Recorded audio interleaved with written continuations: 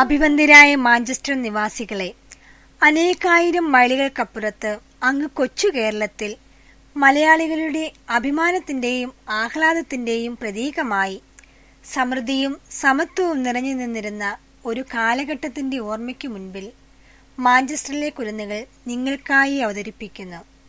തെറ്റുകളും കുറ്റങ്ങളും സദയം ക്ഷമിച്ചുകൊണ്ട് ഈ കുരുന്നുകളെ അനുഗ്രഹിക്കൂ, ആശീർവദിക്കൂ.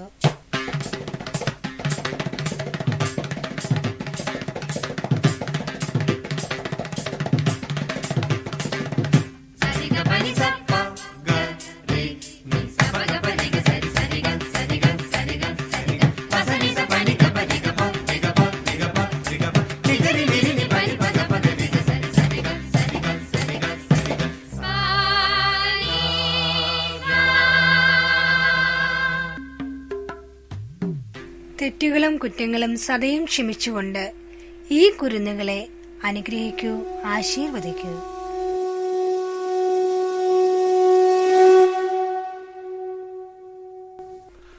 ഓണം കേരളീയരുടെ ദേശീയ ഉത്സവമാണ്. കൊയ്ത്തിന്റെ ഉത്സവമെന്നും ഓണത്തെ വിശേഷിപ്പിക്കാറുണ്ട്.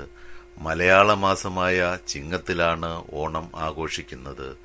അത്തം മുതൽ 10 ദിവസം നീണ്ടു നിൽക്കുന്ന ഓണാഘോഷത്തിൽ കേരളത്തിന്റെ വിശ്വാസവും സംസ്കാരവും സമന്വയിക്കുന്നു. ഐതിഹ്യമനുസരിച്ച് ഭൂമിയിലുള്ള സ്വന്തം പ്രജകളെ കാണുവാനായി മഹാബലി തമ്പുരാൻ പാതാളത്തിൽ നിന്നും എഴുന്നള്ളുന്ന ദിവസമാണ് തിരുവോണമായി നാം കൊണ്ടാടുന്നത്. മഹാബലി ചക്രവർത്തി ഭരിച്ചിരുന്ന കേരളം എല്ലാം കൊണ്ടും വളരെ സമ്പൽ സമൃദ്ധമായിരുന്നു. ജനങ്ങളെല്ലാം സന്തോഷത്തിലും സമാധാനത്തിലും കഴിഞ്ഞിരുന്ന ആ നല്ല നാളുകളിലേക്ക് ഒരു തിരിഞ്ഞുനോട്ടം.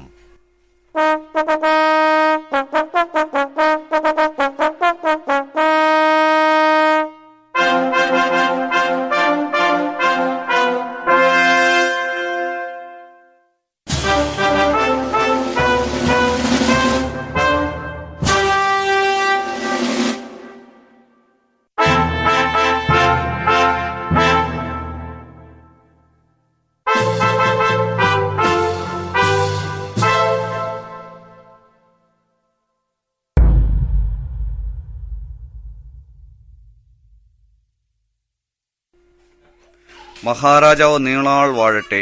രാജനർത്തകികൾ അങ്ങയെ മുഖം കാണിക്കുവാൻ അനുവാദം ചോദിക്കുന്നു. അവർ വരട്ടെ.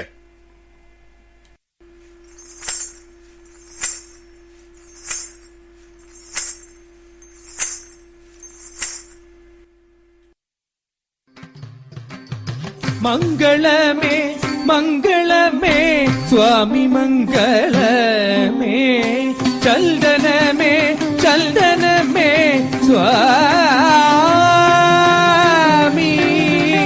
ചന്ദനമേ.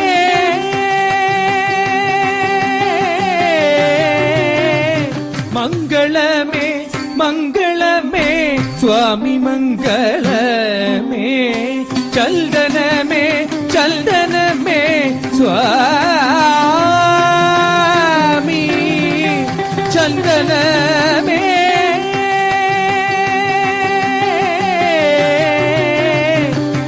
മംഗളമേ മംഗളമേ സ്വാമി മംഗളമേ സ്വാമി മംഗളമേ മംഗളമേ.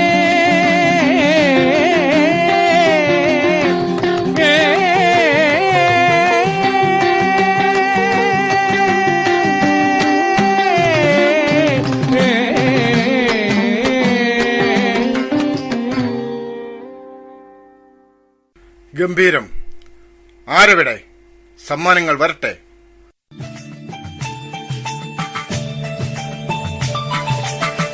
മാവേലി നാടുവാണിടും കാലം മനുഷ്യരെല്ലാരും ഒന്നുപോലെ ആമോദത്തോടെ വസിക്കും കാലം ആപത്തങ്ങാർക്കും ഒട്ടില്ല താനും.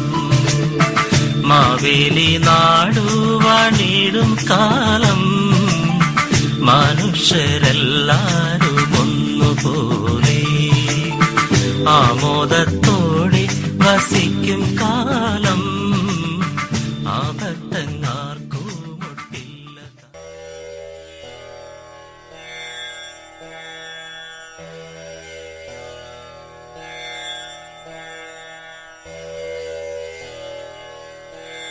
മഹാബലിയുടെ പേരും പെരുമയും ജനപ്രീതിയും ഭൂമിയിലും സ്വർഗത്തിലും പരന്നു.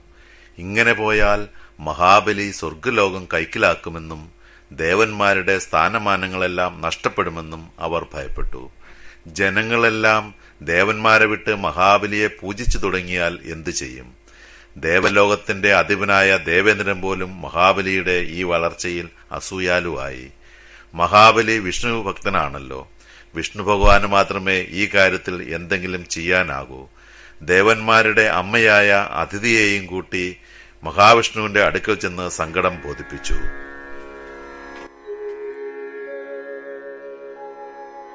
ശാന്താകാരം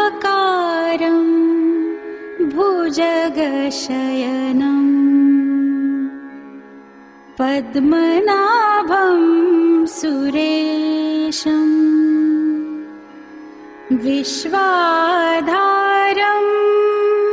ഗഗനസദൃശം മേഘവർണം ശുഭാംഗം ലക്ഷ്മീകാന്തം കമലനയനം യോഗിഭിർധ്യാനഗമ്യം. പ്രഭോ രക്ഷിക്കണം. മഹാബലിയുടെ ഭരണമഹത്വം അങ്ങ് അറിയുന്നില്ലേ?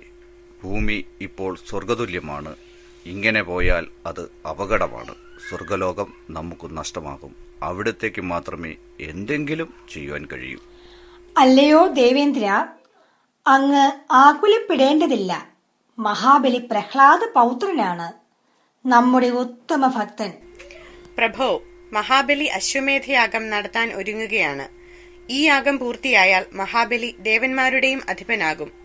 പിന്നെ മഹാബലിയെ ജയിക്കുവാൻ ആർക്കും സാധ്യമാവില്ല. അങ്ങ് നമ്മുടെ പുത്രന്മാരുടെ അപേക്ഷ കൈവെടിയരുതേ. തഥാസ്തു.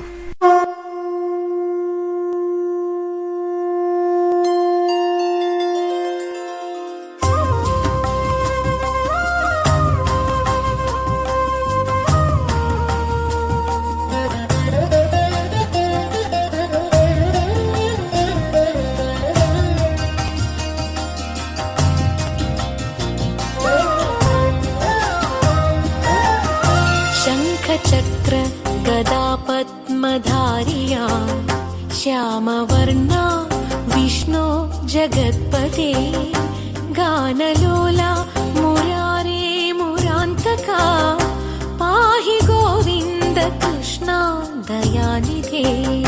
शङ्खचक्र गदा पद्मधारिया श्यामवर्णा विष्णु जगत्पते गानलोला मुरारे मुरान्तका पाहि गोविन्द कृष्ण दयानिधे.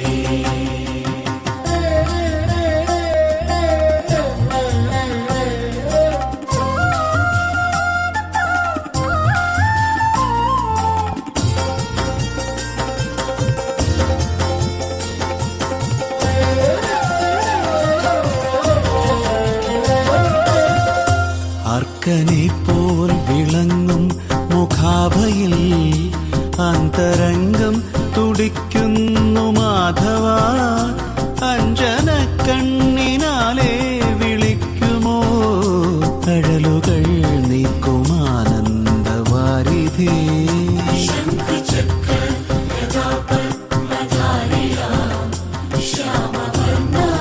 വിഷ്ണു ജഗത്പദേ ഗാനലോല മുരാരേ മുരാന്തകാ പാഹി ഗോവിന്ദ കൃഷ്ണ ദയാനിധേ.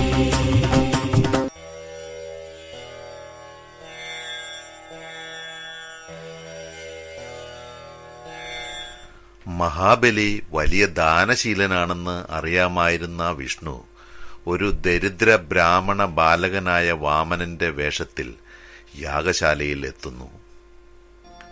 ശ്രീ ഈശ്വര ഉവാച വൃത്തോത്ഫുല്ലവിശാലാക്ഷം വിപക്ഷക്ഷയദീക്ഷിതം നിനാദത്രസ്തവിശ്വാണ്ഡം വിഷ്ണും ഉഗ്രം നമാമ്യഹം.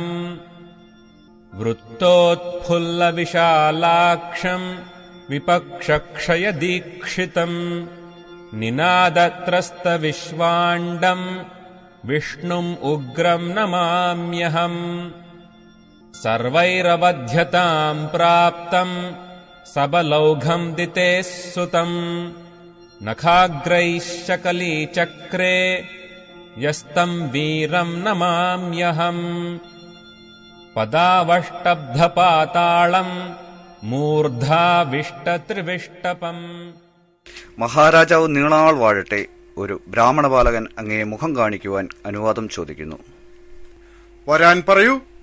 ശാന്താകാരം ഭുജഗശയനം പദ്മനാഭം സുരേശം വിശ്വാധാരം ഗഗനസദൃശം മേഘവർണം ശുഭാംഗം ലക്ഷ്മീകാന്തം കമലനയനം യോഗിഭിർധ്യാനഗമ്യം വന്ദേ വിഷ്ണു ഭവഭയഹരം സർവലോകൈകനാഥം.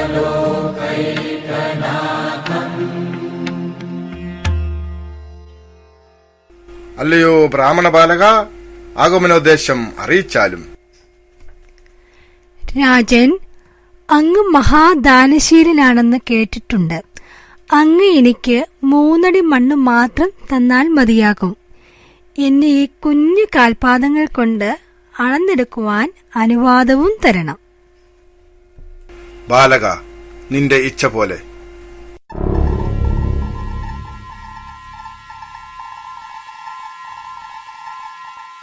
അരുത് രാജൻ, ഈ ബാലകൻ സാധാരണക്കാരനല്ല. ഈ ദാനം അങ്ങേക്ക് ദോഷം ചെയ്യും. അങ്ങ് ഒന്നുകൂടി ചിന്തിക്കൂ. ഗുരു, നമ്മെ തടയരുത്. നമ്മോട് ദാനം ചോദിച്ചു വരുന്നവരെ വെറും കൈയോടെ അയക്കുന്നത് നമ്മുടെ രാജപരമ്പരയ്ക്ക് തന്നെ അപമാനകരമാണ്. അങ്ങേക്ക് ആവശ്യമുള്ളത്ര മണ്ണ് അളന്നെടുത്തുകൊള്ളൂ.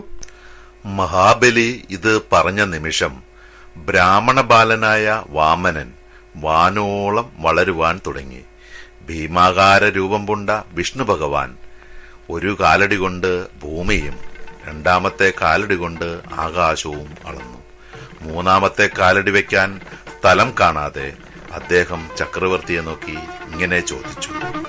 അല്ലയോ ചക്രവർത്തി, അങ്ങ് അനുവദിച്ചതനുസരിച്ച് 3ാമത്തെ കാലടി ഞാൻ എവിടെ വെക്കുമെന്ന് അങ്ങ് കൽപ്പിച്ചാലും. പ്രഭു, ഞാൻ എന്റെ വാക്ക് പാലിക്കുന്നു. 3ാമത്തെ കാലടി അങ്ങേക്ക് എന്റെ ശിരസിൽ വെക്കാവുന്നതാണ്. ചക്രവർത്തി, ഞാൻ നിന്നിൽ സംപ്രീതനായിരിക്കുന്നു. നിനക്കിഷ്ടമുള്ള വരം ചോദിച്ചാലും. പ്രഭു, മറ്റൊന്നും വേണ്ട എനിക്ക്.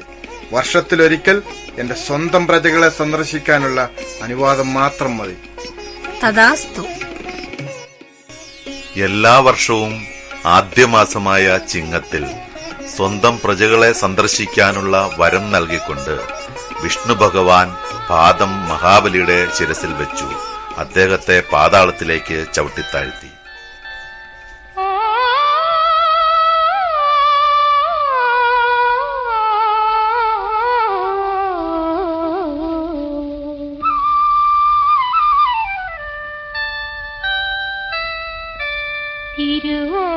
തിരുവോണപ്പുലരിതൻ തിരുമുൽ കാഴ്ചവാൻ തിരുമുത്തമണിഞ്ഞൊരുങ്ങി